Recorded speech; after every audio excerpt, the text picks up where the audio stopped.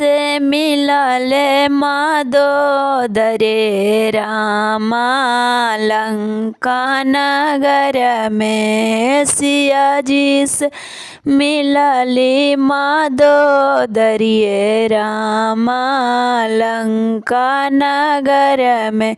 सिया तो है अति सुंदर पुत्री जनक के। सिया तो है अति सुंदर पुत्री जनक के।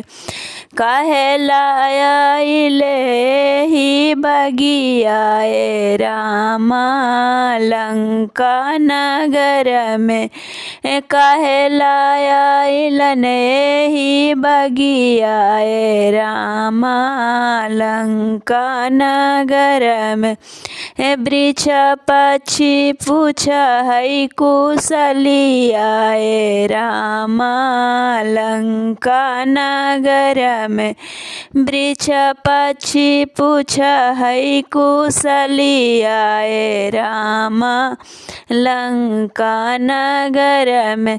सिया तो है अति सुंदर बहु दशरथ के। सिया तो है अति सुंदर बहु दशरथ के। काहे लाइले ही बगिया रामा लंका नगर में।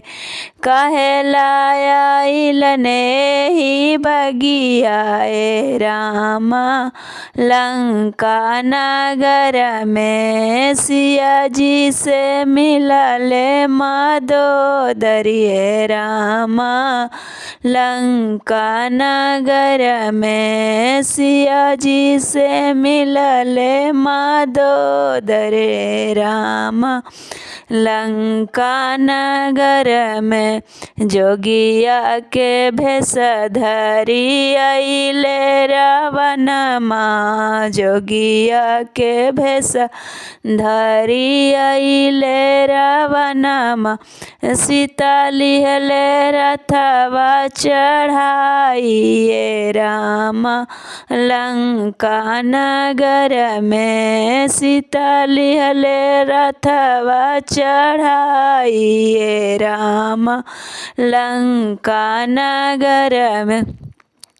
सीता के रोलाई सुनी रोवे अक्षी पक्षी। सिया के रोलाई सुनी रोवे अक्षी पक्षी। के करी तिरियवा हर ले जाले रामा लंका नगर में। के करी तिरियवा हर ले जाले रामा लंका नगर में।